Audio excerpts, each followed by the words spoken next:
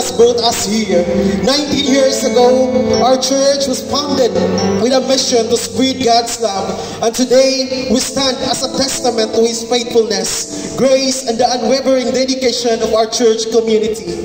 We have a wonderful lineup of events and activities planned for today, filled with worship, reflection, and celebration.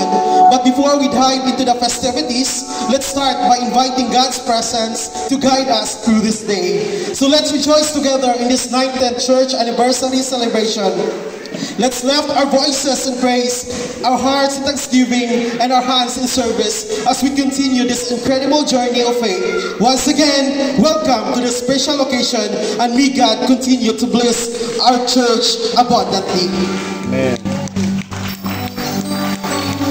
So before we dive into our program, let's begin with a warm welcome and greetings. This is a special moment for us to connect with one another and set the tone for a joyful and uplifting gathering. I'm excited to announce that I and my worship team will lead us to this part of the service and extend our greetings and create an atmosphere of warmth and unity as we come together with this celebration. So please help us welcome the LBF worship team to lead us in our welcome and greeting song.